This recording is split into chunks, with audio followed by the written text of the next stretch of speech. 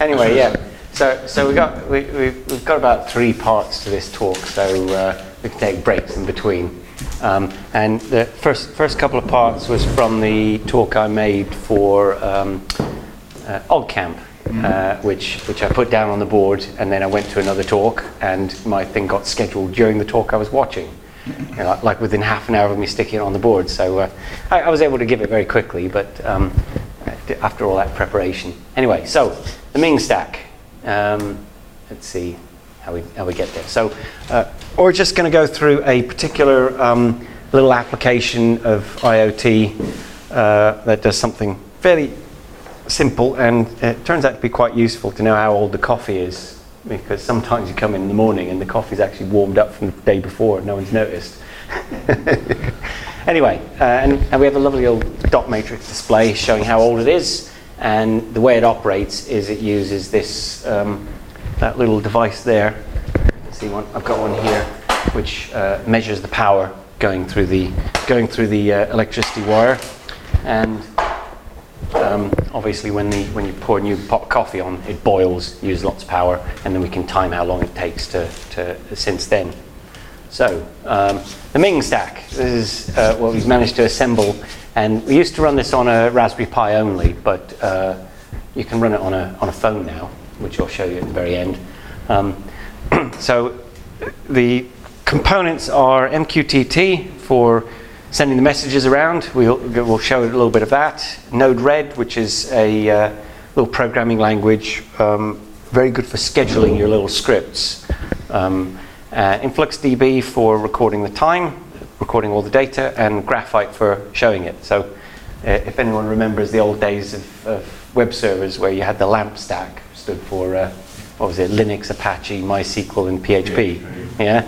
So we got the MING stack at least. What? Yeah. Which is not so good. Or maybe Gimga or something. So firstly, there's the power plug. Okay, these things here. Devices called Sonoffs. You get them for about £11 from China.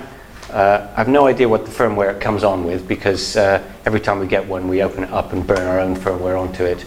And it's this lovely piece of software called Esperna that gives a nice web interface, like so.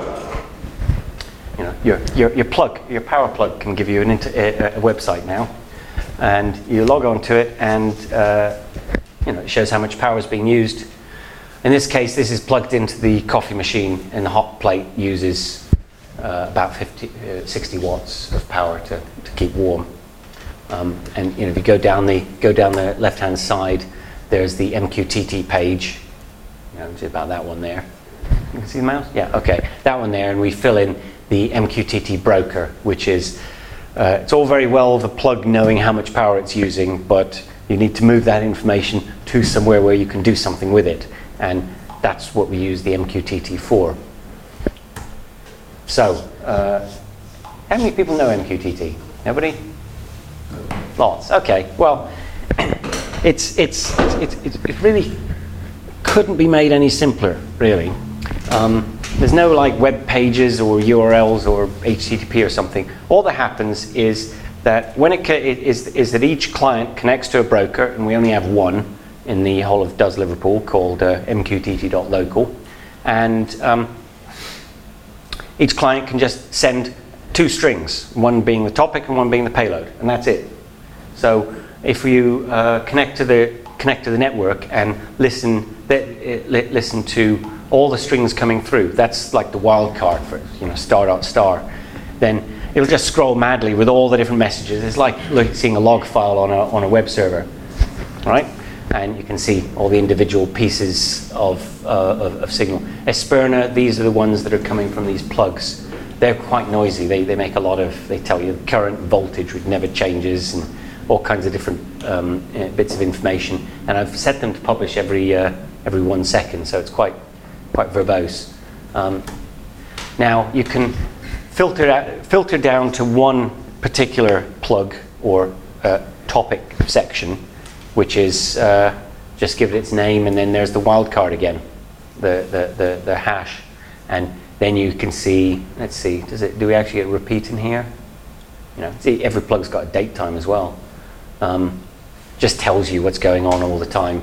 I think also when you connect, there's a set of persistent messages like the IP numbers, which stays in the MQTT broker. So whenever you connect to it, you also get the name of it. So then you can drill down a bit more and just take one particular channel, just subscribe to that. And MQTT doesn't have timestamps on it, so I've just chucked timestamps on the front of this. So here we've got every 1 second interval, it's measuring the power going into the coffee machine.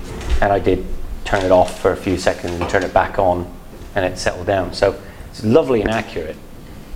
Much better than the older versions of these power plugs.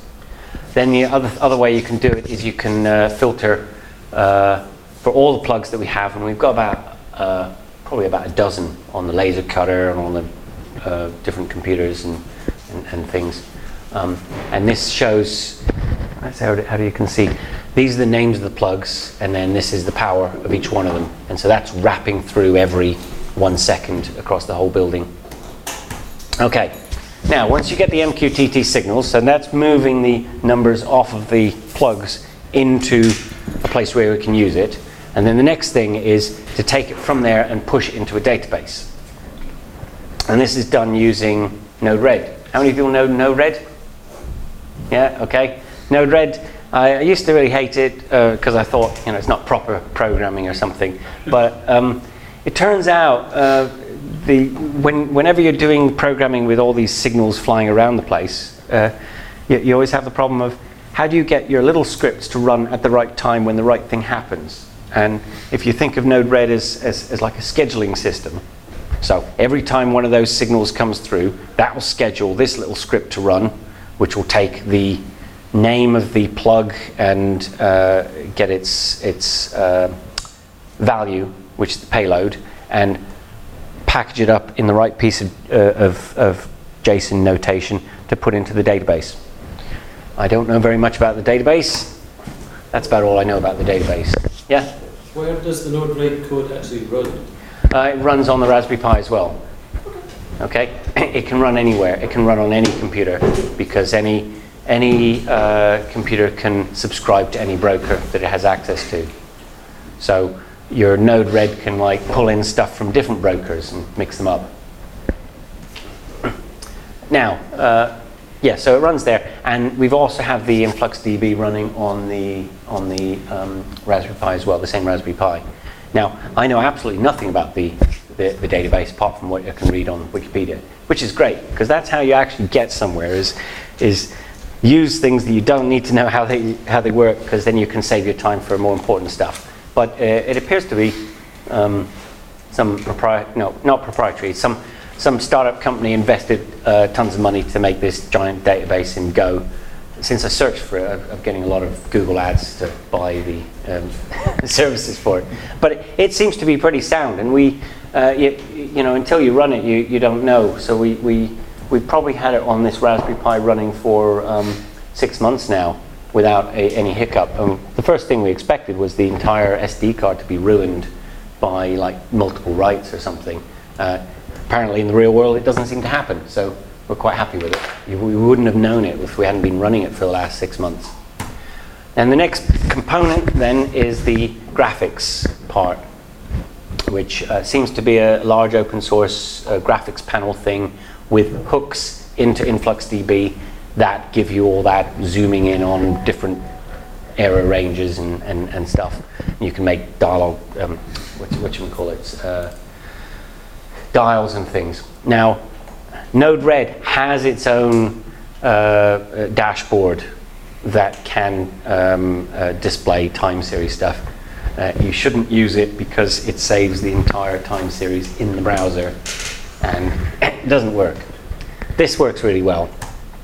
So this is an example of one of those graphs that we had, the electricity meter, and we asked that before. Where does it go? Yeah.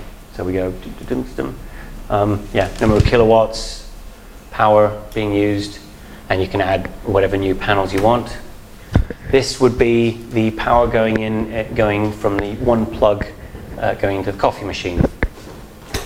So let's see if we can see what's going on. So looks like someone used the coffee machine twice early in the morning.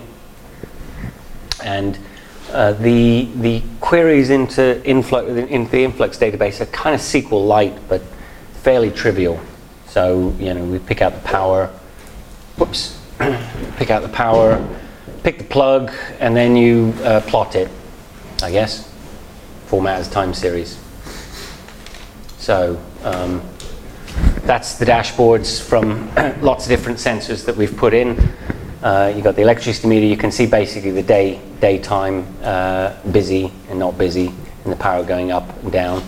Coffee machine, roughly one coffee every 12 hours, I think. Yeah. So sometimes you have a couple in the morning and usually one at lunchtime. You get this spike. 3D printers, they'll be on long periods sometimes. Laser cutters, short. We can use this then to measure the amount of use that laser cutters get and the 3D printers, which might be kind of a handy thing. I've known of factories to spend a lot of money just putting in sensors in all their machines to get their, what do they call it, the uptime. Not the uptime, but the actual use, so that you know that if the machines are only being used for 6 hours a day, maybe we can sell one of them and compress it down. Another sensor thing I always like putting sensors on is the fridge. There's the fridge, and this big spike here is the defrost cycle every day or so, and then we've also got temperature and stuff. We'll show that at some point. Let's zoom in on the coffee machine. So generally, coffee machine goes up to about 2.2 kilowatts for 3 minutes, and then that's the hot plate at 60 watts, and then eventually it gets turned off. You can zoom in on it, and the power rating. So we've been playing around with these Sonoffs for a while, and the version 1 Sonoffs were terrible. You had to average it for about a minute before the number was even remotely right. And these ones here, you've got the whole cooling curve as the heating element warms up in the water. It has a higher resistance and therefore draws less power. So you can probably even diagnose and work out the way the heating element's working from this, which might be useful for some diagnostics on real machines. If we were to do this if we plug this into an electric motor, you'd probably find the load on the electric motor pretty well. Do we know what the gaps are in the sensor? And then that's just what Grafana does. If you zoom in, beyond a certain level, it starts putting as dots instead of lines between it. Yeah. Okay, so now we get that amazing application showing how old the coffee was in Node-RED, right? Well, these things you can do in scripts, but it turns out this sorts it out pretty well. So here we go. Power came in, the usual thing, every 1 second interval, and then I'm just triggering it above 150. 1.5 kilowatts or below gives you an on or off signal. Just cut it. The RBE throws away all the duplicate messages, so only when it changes it to on do I get a message, only when it goes to off do I get a message. And so that then goes into another node called, I guess they call it function, but it's actually a piece of JavaScript. And this piece of JavaScript is a single line which just records the time that the signal came through, because within the it's called a flow of a single page. You can store global variables that can be shared between one and another. This is very useful for this. So every time the coffee state changes, we record the time, and then we have a second flow thing here, which every 5 seconds is issuing a signal, and in that piece of JavaScript, it's simply taking the current time and subtracting it the last time the coffee state changed, and gives a number of milliseconds. And then I have a nasty, messier piece of JavaScript that converts a number of milliseconds into some English. 2 minutes old coffee. You see? 138,000 milliseconds is about 2 minutes. I think, yeah.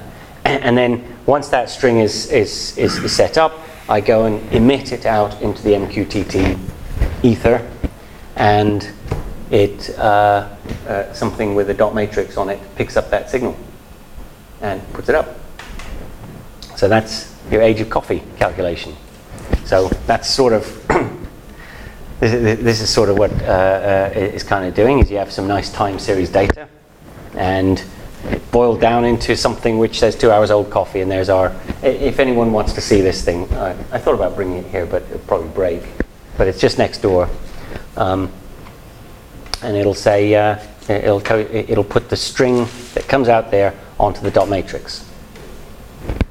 Okay, so yes, so that we have that all operating on Raspberry Pi, but it turns out someone found an application called Userland that works on an Android phone that gives you a whole Linux kernel, and we were able to load all 4 components onto it in very short order, and this then I've been running this at home quite happily for quite a few days, and these are kind of better than a Raspberry Pi because they got a screen.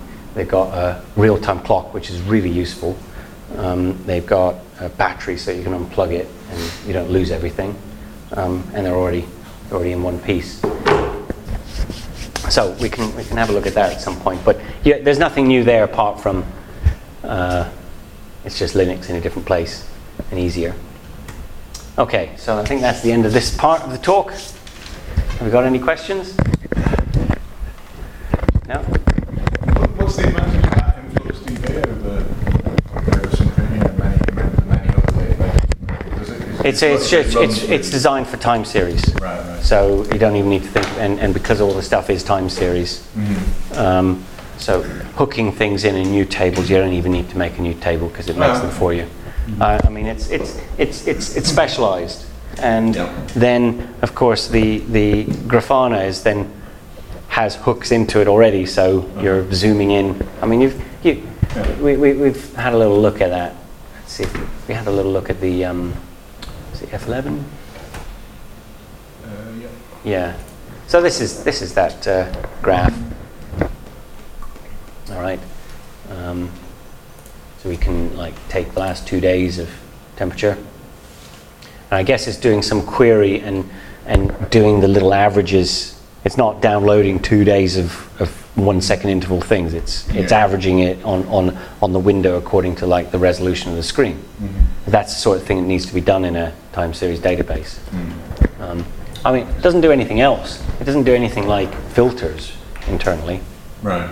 Or anything really amazing. Mm. But am I right in saying that InfluxDB will thin out your data automatically once it gets to a certain age? Yeah, you can make it dump the old data. Yeah.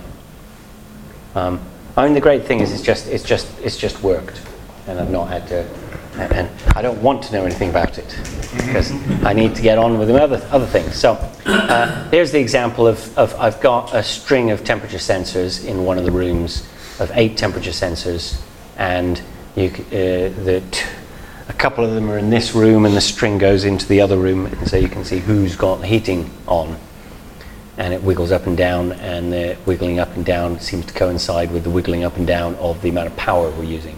So I'd say that it's about a 2 kilowatt heater that we must have in that room, because you can see it hitting on and off. And there's your fridge as well. Let's see, go back one more. Yeah, so there's your fridge heating elements. The fridge motor comes on, it uses a huge spike of power, then it drops off, and then it carries on. I've tried this in different fridges, and you get all kinds of different signals from them. The fridge at my house at home is quite efficient, and I discovered it uses less power than my laptop every 24 hours. So that was quite a surprise. Anyway, or any other things down here? There's your 3D printer. Oh, 3D printer. Here's how accurate things are. So it looks all wiggly, but that's because it's averaged. If you zoom in a bit more, it's exactly, you can see that it's simply zinging up and down. So it's trying to keep a hot plate warm. It's quite chaotic, but certainly if you go take a desk fan and you blow it at the 3D printer, the spike will stay up because it'll keep the heating element on all the time to try and keep it warm. But I mean, that's how precise these things are, and so there's got to be some uses to this. Anyway, are we done with that section? Sorry, Julian, which Yeah. temperature sensor are you using For which? for the space? Measuring the temperature of the space? I've got several. So these ones here are using a string of the Dallas one-wire temperature sensors. So you can the protocol allows them to all be stuck onto a single wire, and each one is individually addressable. Right. Which is how we can like measure it in various different points along the room. But I've got about 3 or 4 different types of sensors. I've got an infrared sensor, temperature, and they all feed into the same database. I've got the humidity sensors, which I've been experimenting with. They seem to need a fan on them if they're going to make those right numbers. But that's a later date. Okay.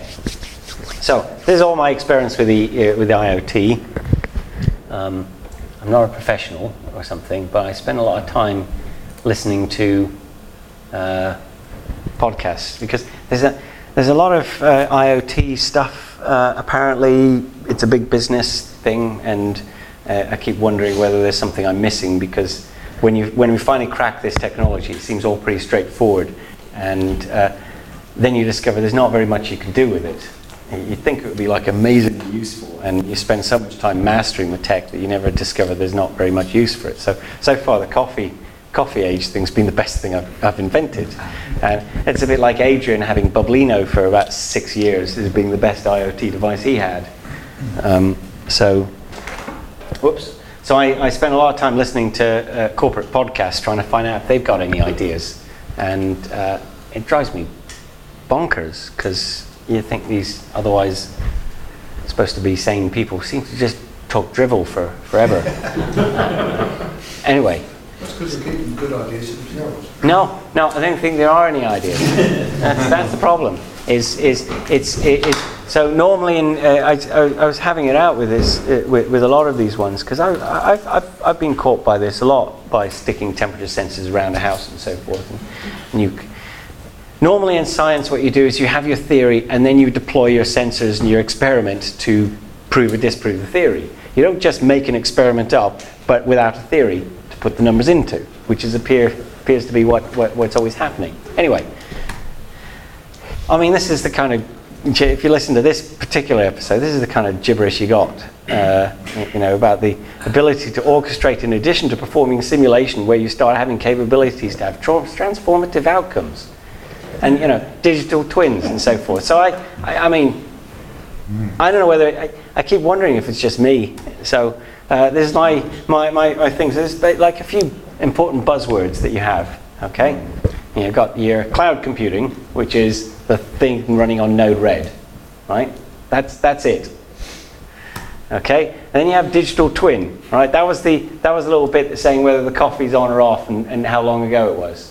That's digital. This is the big new idea. They have a digital twin, which is supposedly when you have all your sensors, you're going to put the sensors into some kind of simulation, which is something. Now I don't know how you could have done anything without it, but apparently this is a new development. Oops, this is going terrible. Yeah. So and then the next bit is you get edge computing, which is computing that's going on. The problem with a lot of these devices is that you read in the data, and then you could do some computing with the data there, and then you can upload it to the cloud, and you could do some computing there. And the edge computing is the computing you do on the little device, right? So, for example, the coffee thing, if it didn't have the bandwidth, could only send a signal when the coffee went on and off, instead of the power every 1 second, and then get the cloud computing to decide whether it was up or down. And so that's what edge computing is, doing that computing on the device. You know, it's just, would you stick it in a client or a server? Who knows? You know, it's like, anyway, that's your edge computing. Then you have fog computing, all right? You know, some fuzzy notion involving computing on some third computer that's neither the device or the primary server. All right. There's no definition for any of this. Whoops. Is that someone all right? It's not me then. Okay. So next one, you have then machine learning. An unhelpful notion that a computer can do the job that a programmer actually needs to do. So that's an often thing, is we don't want to hire programmers or stuff to actually think about it. The machine will obviously work it out in a way if a person can't, which is never the case. And then artificial intelligence, which I'd say a person is almost always cleverer than a computer, except when that person believes in artificial intelligence. I mean, I've gone, and every IoT company has vast numbers of diagrams. You can't move for them. Where, you know, just all for this rinky-dink, dingbat stuff. There's a bit of fog and a bit of cloud in there, I think. Like their sensors, it's got an airplane, I think. Is that right? In it. And what's a hypervisor? Anyone know? Anyway, and look, it's an old-fashioned phone over here as well. Oh, in a room. Yeah. So it's yeah. I mean, it's like some children's play blocks where there's just a few nouns written on them. Yeah. I mean, there is absolutely no structure to it. Yeah, you know. So it's just like human to human. Oh, it could be. Yeah. M to H and M to M. Oh, okay, I didn't spot that bit. You see, it's revolutionary. And they haven't got H to M there, have they? Just arrows everywhere. Yeah. Okay. So, and you get other lovely diagrams where there's kind of like these networks of stuff. But, you know, the point I sort of have is there's nowhere anything's actually doing anything. You're just moving stuff around, if at all. And then I got like, this one was another favorite of mine. You know, you can stick a picture of a cloud and stick the word intelligence in it. That's a common thing. Was that our edge computing? You know. I mean, I'm boggled. Intelligence. Yeah, it's an edge. Yeah. So, but once again, you've got all these lovely sensors, and no one's actually solving any problems. They're moving the problem around and assuming someone else will solve the problem. Right. So this is a common thing I've found in a few places where they say, well, you know, if you get this electricity meter, very high accuracy, as we have done, you then have some unidentified tech solution which will like use machine learning and stuff and save lots of energy. Right. So, what's the next bit? Can't go straight on, can we? Oh, goodness me. What a hard crowd. Let's see what we got. All right. Okay, so final bit is going to be MicroPython. How many people know Python? Everyone? Okay, that's great. Great. Okay, so MicroPython's even more awesome than Python because it runs on a microcontroller, like one of these things, like that, which I assume everyone's seen. So that's the great thing is you're constantly having a battle against all the other programming languages like Go and Rust, PHP, and so forth. None of them got micro versions. So the only thing, other thing that runs on these things really is there's something called Lua, which I don't know at all, and then C++ also runs on them. But getting Python onto it was just ridiculous. So as I will try and show. So let's see if we can get the. Oh, I don't know whether I should do the do MQTT first or MicroPython. What do you think? MicroPython or MQTT first? MQTT. You want MQTT? Okay. Right. I'll just put up two. Oops. No. Okay, I need to get that one and that one. Nope.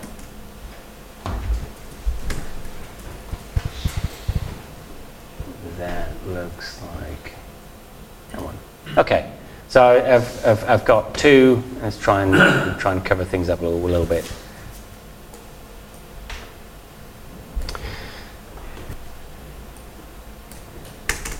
So ping mqtt.local.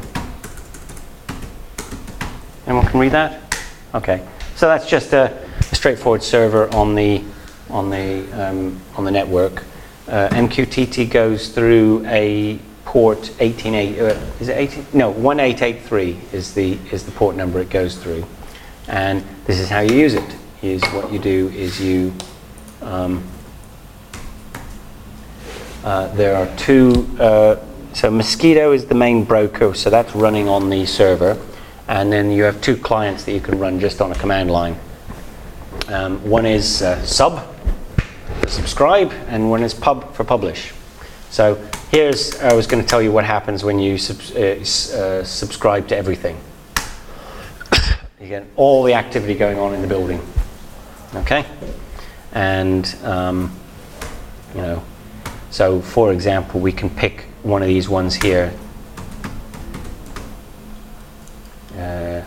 In fact, here's the system downstairs.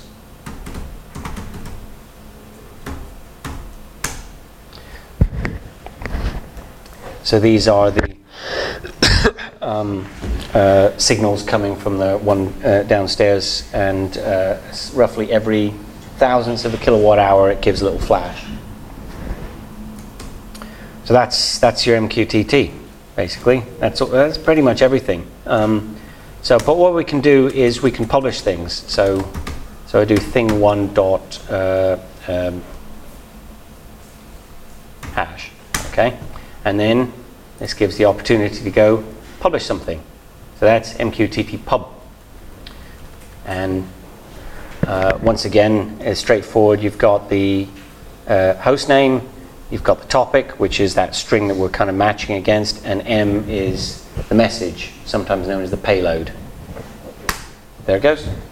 And that's it. Okay? Now you can stick anything you want there because it's something A, B, C.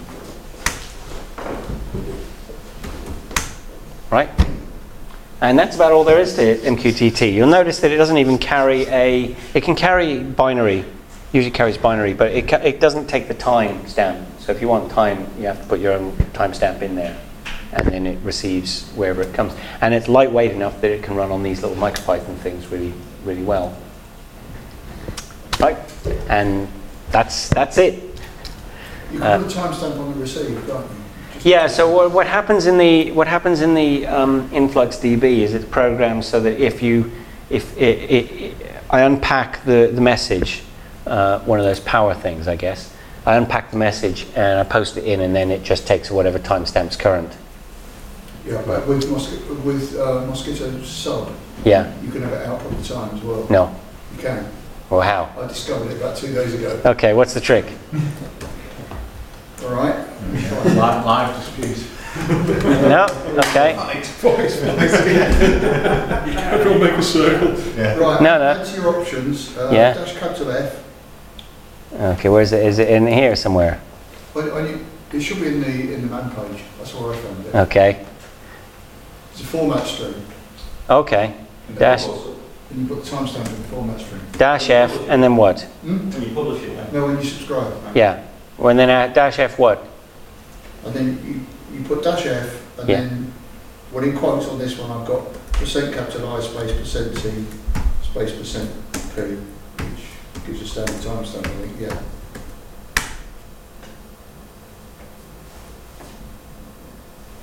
Mm-hmm. Oh, maybe you got to do no. Can I do it at the end? what version are you running? It might go version. I've got it as well. It's supposed to be the case though. Yeah. Well. Version command. Oh, Version. That's really easy. Oh, dash F, I'll show you. I can't see it. I'm running version 1.6.7. You can say try to use /F or /-F. Yeah, great. It'll be easy to share now. Format strings from one end of the room to the other, isn't it? I have, we've got to walk in. Yeah, I don't think I've got it. Yeah, you must just have an older version. Yeah, maybe. There you go. Online there. All right. Well, maybe. So you've subscribed to it already, and That's one I was using at home. okay. Right. Okay. -F. Okay. Wild. All right. I'll have The to. rest No. is just a standard topic. And Yeah. Yeah. Whatever. Anyway, yeah. so it's Good. all that messing around with Orc that you were doing before. Yeah, I've just found that because normally you. But the key thing is it doesn't carry it, so it's so simple. Because otherwise, if it carried it, then you'd never know what kind of mess it would get into. So it's about it. What we call is like a minimum viable protocol, I would say. Anyway, so that's all I know about MQTT basically. I think there's a retain function, but that's about it really. So I think we need to move on to MicroPython, which I have here prepared.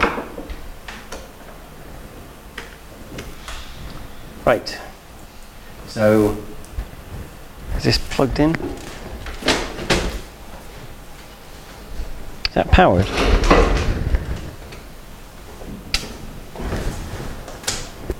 It's powered. I can't see any lights. It was on before. Yeah, no, okay, you can't tell. Yeah. Which way's on? Is that on or off? Yeah, it's on. That's on. I've just turned it on then. Okay. Maybe it'll take. Okay. Well, we'll see if we can get anywhere. All right. So here we go. We're in MicroPython. If I do Control Z, there's soft reboot. So it's a version I've just installed or built from sources about less than a week ago.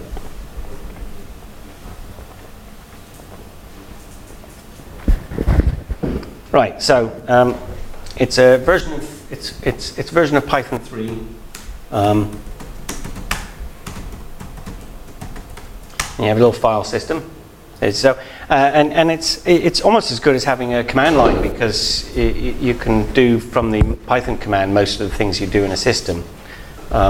You can see what commands you've got there for your OS library. If you want to see all the modules that are around, that's quite a few modules you have.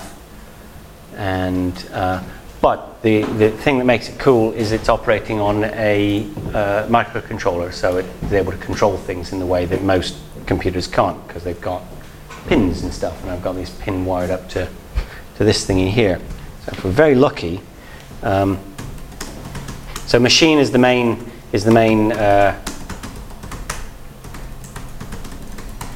library with pins, sleep modes, watchdog timers, UARTs, I2C, all that good stuff that you'd normally get in an Arduino, except much easier because there's no compile time or anything. You can tell what it got reset for. Let's see, change the frequency. So if we do from and then import NeoPixel. What I've got to hopefully can do is I can go. Is the NeoPixel library used on MicroPython itself built in? Yeah, it's built in. That's really cool. So there it is. And you can see there's MQTT libraries. There's a few kinds of. I mean, I can't get to the bottom of all this. This is all built in though? This is all built in into the library, into the system. Yeah. So the one wire is the protocol then used by the DS1820, which is the one wire temperature sensors. Yeah, it's just the thing they say Python, it's batteries included. So so if we do np equals neo pin 15. This is where I NeoPixel, sorry, dot neo. Yeah, got tab completion. And then hopefully this is the thing where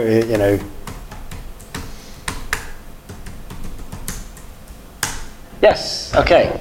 So we're if anyone can see that. Sure it's working. Yeah, okay, there we go. Well, I can't see it. Right. So that's your you know, we can, if anyone knows their the hex codes. yeah. No, it's just a RGB. Yeah, and then R right for doing it, and then you can do 4i in range 10, and then do NP I plus 30 equals, I don't know, I times 20.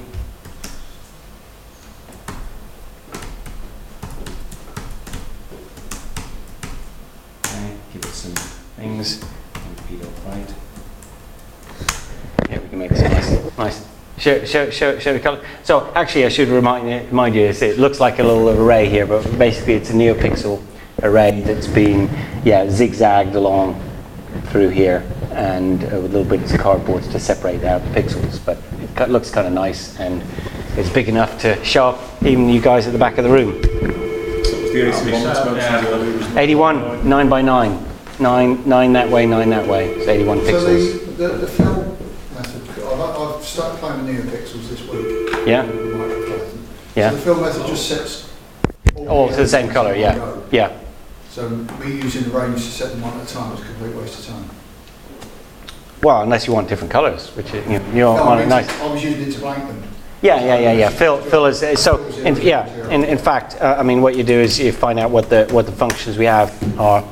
We've got fill and write, and that's about it.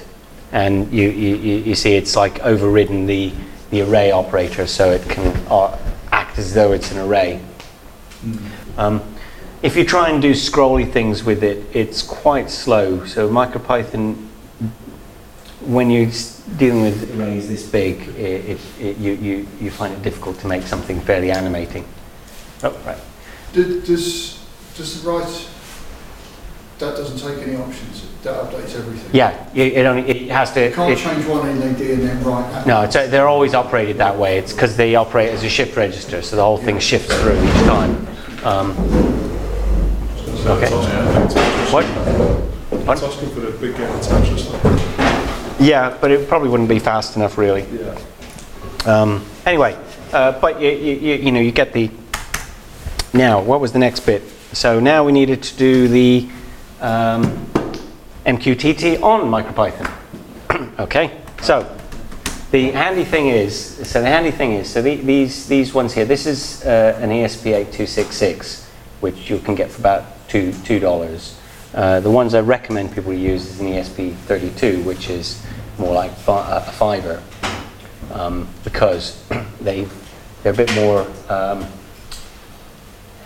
They got more features and they've got more RAM in them, and you don't want to be hitting up on the ceiling on the lower power devices. But so what I've generally done is I've built things on ESP32s and then swapped them out for ESP8266s when I had the time and stabilized it. But I haven't swapped this back for an ESP32. Anyway, we're going to do the magic about them is they all come with their own Wi-Fi on them. So we can do import network. Okay, W equals network. Well, firstly, let's see what network things we have in network. All various different kind of settings, but there's only one function really, is WLAN.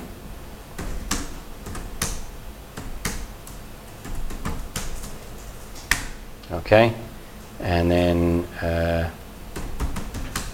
active, true, and then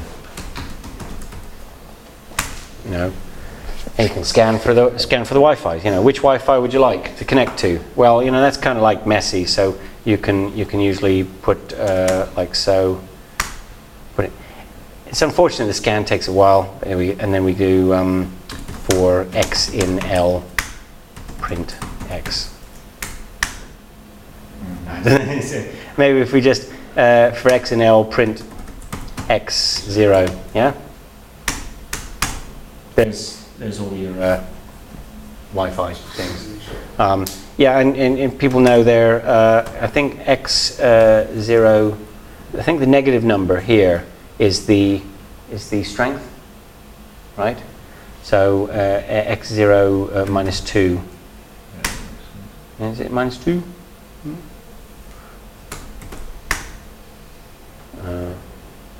No, it should be minus 3. That's the third one from the end. Yeah, so it's a negative number. Yeah. So you can do a sort if you know your lambda x colon x brackets minus 3. So that sorts everything by that third element from the end, and then we do for x in L print x0 comma x minus 3. So I guess that's the weakest signal and that's the strongest signal. Does Liverpool is the strongest signal, and the strongest one of all is from the phone here with its hotspot here, which is just over there. So that was the right answer, amazingly. I mean, I've tried using this sort of thing of scanning through and logging stuff if you're walking down a hallway and trying to plot the graphs of the strength of all the Wi-Fi signals when you go past each office. You know, it's kind of nice, a bit noisy, but otherwise fun to do.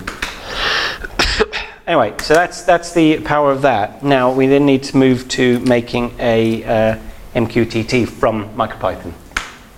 So remember, yeah, what we're going to do is what I'm doing is I'm just controlling this through its serial line, and I've just got a serial terminal on this. Right. So what happens next is we do from MQTT dot robust.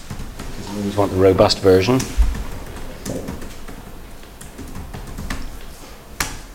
Okay, and then client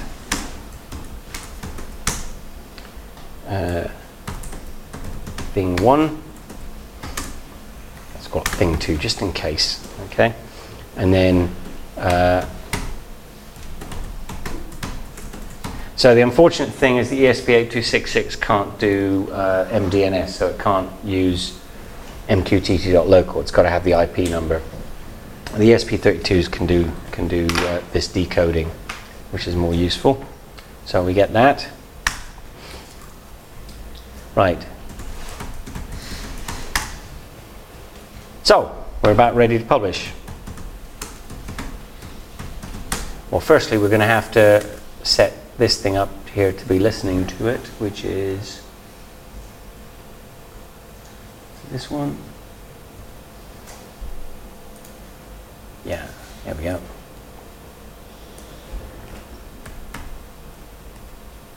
So we're going to sub thing 2 and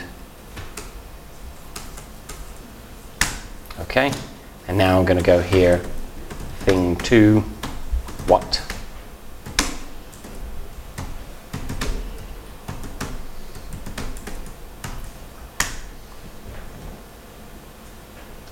What did I fail to do?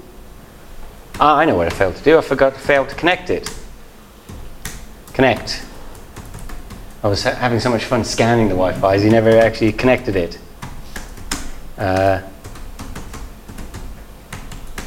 Everyone knows what our Wi-Fi password is.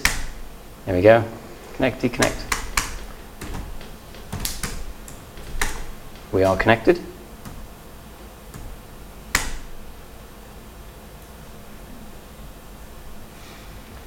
Client, now maybe we need to do client, connect. There we go. Now we can publish it. Right, see? And this is the handy thing, is think of doing that in C++ where you had to do this compile loop all the time.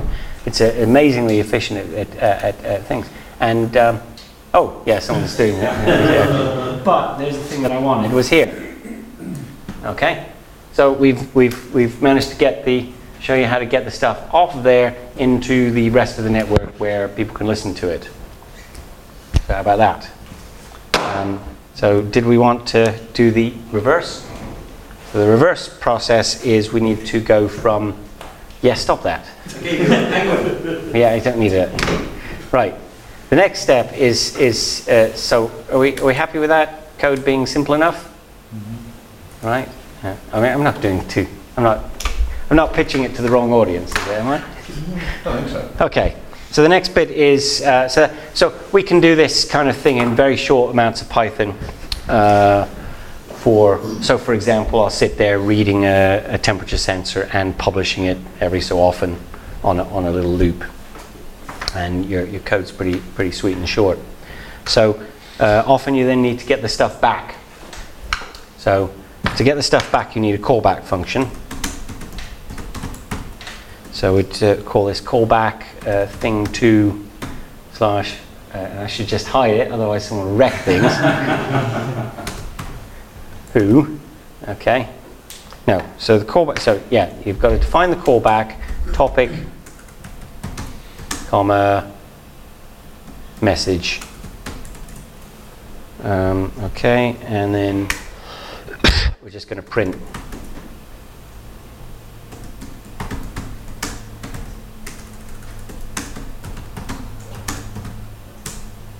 Message. Okay. What failed? Oh, I forgot. Yeah. No, yeah, forgot comma. Yeah, there we go. Yeah. All right. So there's our callback, and then you do client set callback, and then client subscribe, and then we're going to subscribe to what the heck was it going to be? Thing. I mean, it could subscribe to anything. It could be elsewhere in the world. Who? I think that's right. Okay, that's now subscribed. So the broker knows what messages I need to be sent, and then if we go to our handy thing here, we're going to send thing who. 9999, okay, we'll give it a message, right? But it doesn't get through here unless we call the check message thing. There it is. Okay? And now we've got the received thing. And so that's all pretty handy. Now, this is the way I used to code things, was using this little loops, short bits of code, but then the problem was the Wi-Fi would drop off, and then my entire thing would be in the wrong place, and you have to have all these kind of state machines and loops and stuff.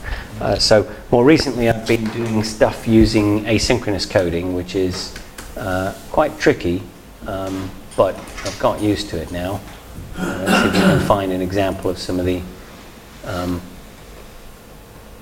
It's all scrolled off the top. Yeah. So. This is an extra library that I've added in, compiled into this MicroPython build, which, if anyone done asynchronous coding in Python? So it has the power of operating like threading, but things don't clash with each other, because the only time that you exit and enter the Different threads or tasks is whenever there's an await function or an await command. So the async are commands that are part of the task system, and then await is the place where you break out and you enter a different task, and then in the background it works out stuff.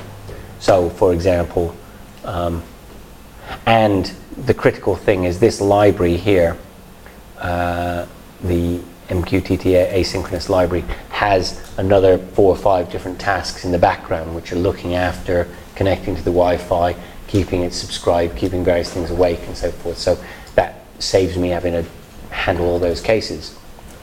Is that clever enough to use the second core on the ESP32? Probably not. No. Not specific. No. I think we've got too much power in these things. You don't need to use all the power that's there.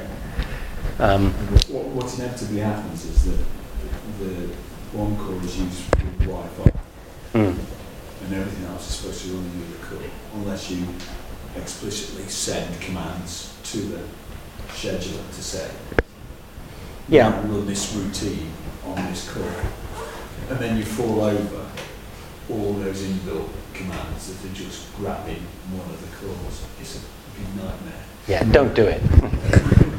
As long as Wi-Fi is running on the second core, that's being used. Yeah, yeah. Yeah, you feel you're offended by the waste. Yeah. Okay. I mean, I found when I've tried to, so they come with 4 megabytes of flash, which I've used or attempted to use for logging of data from sensors. That's problematic because when it flushes stuff into the main flash memory, the entire processor freezes up for 80 milliseconds, thus ruining any of your timing. And there's no way around that. But you know, can't have everything. It seems fine. Once you know the limit, once you know the limitations, so you don't hit them, it's really wonderful. So let's just work through. What I've done here is I've made something which a frame buffer. So frame buffer 9 by 9 pixels, and the handy thing about frame buffers is then I can execute other commands like text, one character in this case. Frame buffer packs in. Sorry about that. Frame buffer packs in. It's 3 red, green, blue into 16 bits. So I guess where's the frame buffer defined? Just scroll across. Never heard of this. RGB 565.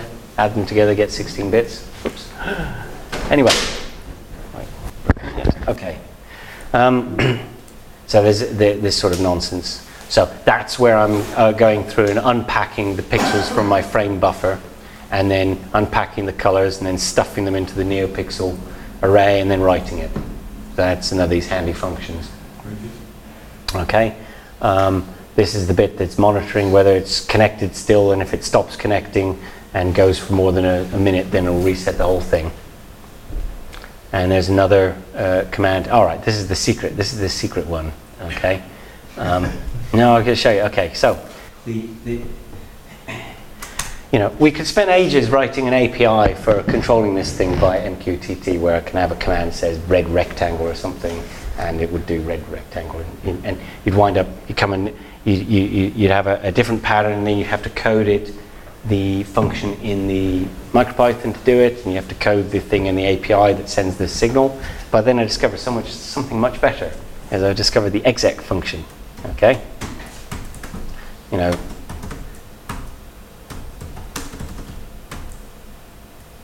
Okay, as you can just, is it like that? Yeah.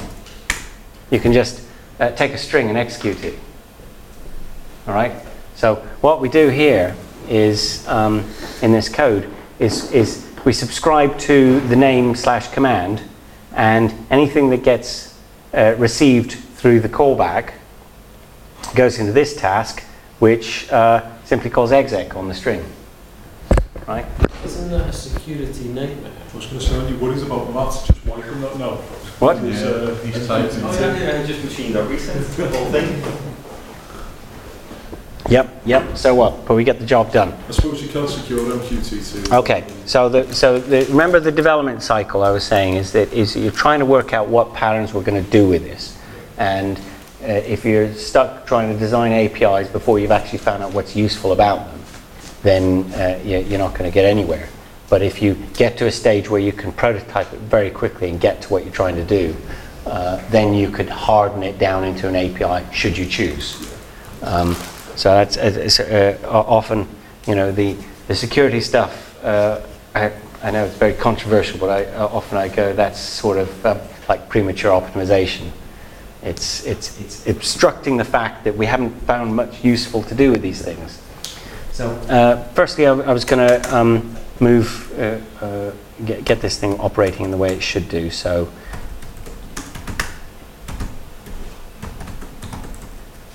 okay, so I've got a function, a file called dmain, which is in fact the main command. So os.rename.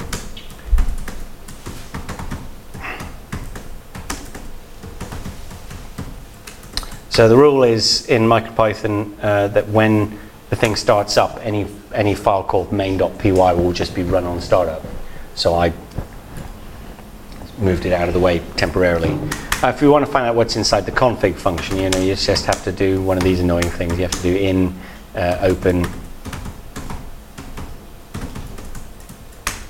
print L, comma, end. You stop the line feeds. Okay, so I've gone and stuck in various config things. I found this is a much handier way of doing things, is put kind of the fixed variables into a separate file. Particularly is, so normally you just hard code this into your Python, you know. I might take this and stick it on a different network, and at least I stand more of a chance of finding it and fixing it if it's in a separate file. I'm going to be pushing to GitHub as well, make it public then, obviously don't want your details on that. Well, never mind. Yeah. So it'll be fine. So this one here is possibly going to connect to my phone, so I better... Is that a MicroPython feature, the config.txt? or No. So yeah. So I'd made. It's just you develop all sorts of conventions. So you know, everything's evolving. So the code I've got is this one here. So you simply open it, split it, and put it into a dictionary. And so there it is as a dict, right? So that's how I decode it, you know. For any of these have a little typo and it'll be knackered. But that's the point, is to try and separate things out a little bit. So what we want to do is, okay, I have to get that off, otherwise I'll connect to that. So now we're ready. We can probably go reset. Soft reboot. Okay. So I assume it's trying to. There it is. It's trying to connecting to the broker, and then R for ready. All right.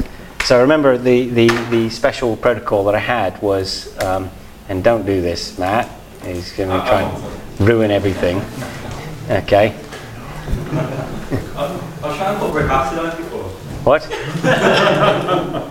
Yeah, you know, open up for hacking, but where's the? I'm trying to find the. Yeah, there we go. Pub. So we're here.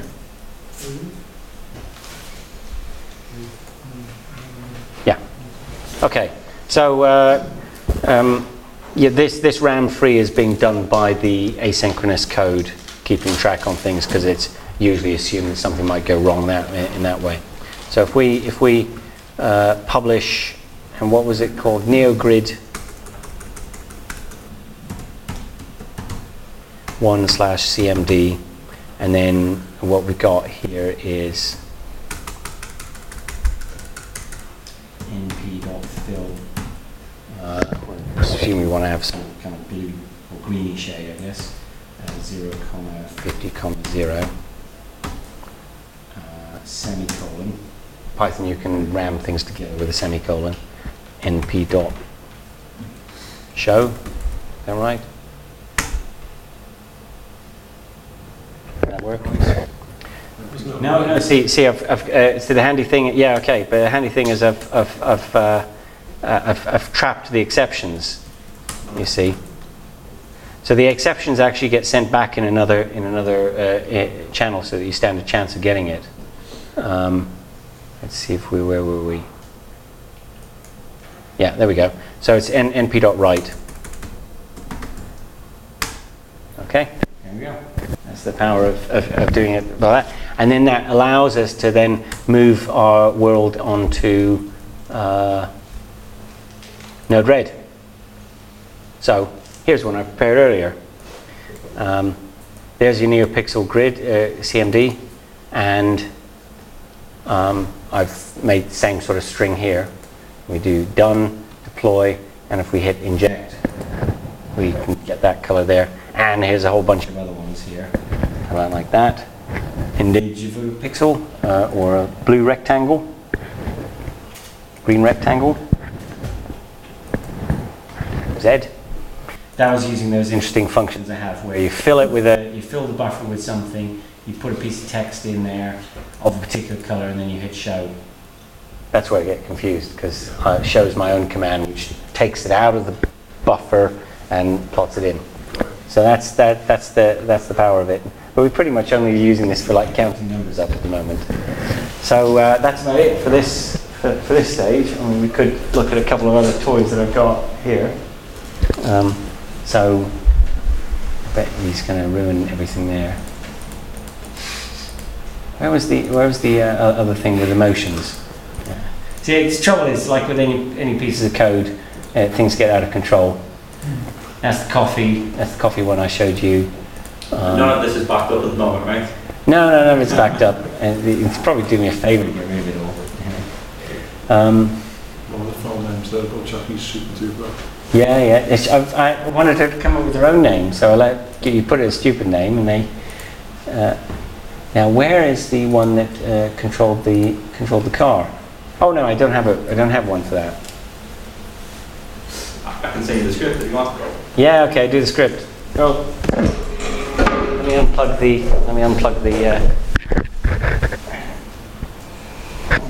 Yeah. This was another device which we had.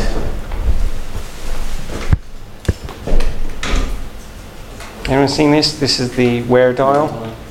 Yeah.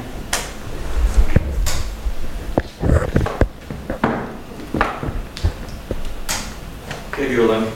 Okay. So this is another. Yeah. You sent me a link where? In Telegram. Okay. Oh my goodness. Sorry. So I can just cut and paste this thing, can I? Yeah. That's the funny thing. It's completely portable because it's all just NPCs. Okay. Right. There we go. This has got to work.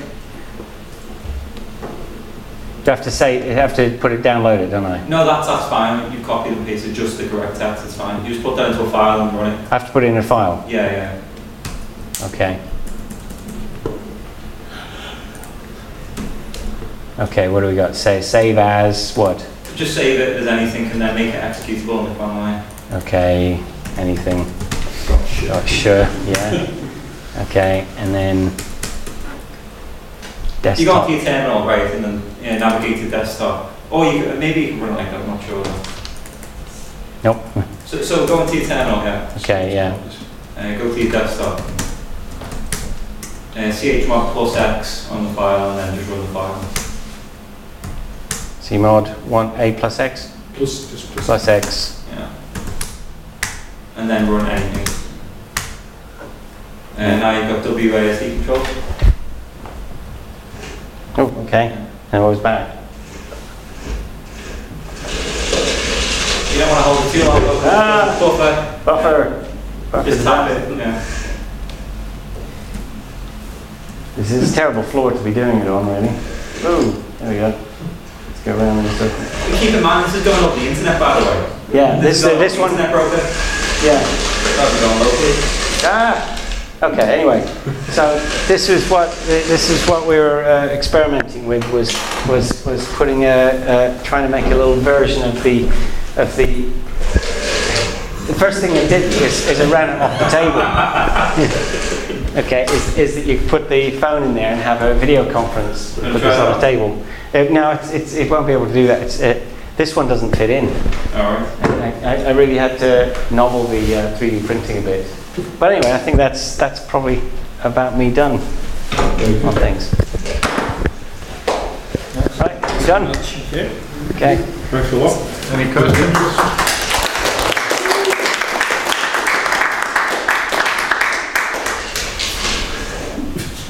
Anyway, what's that got for the weather?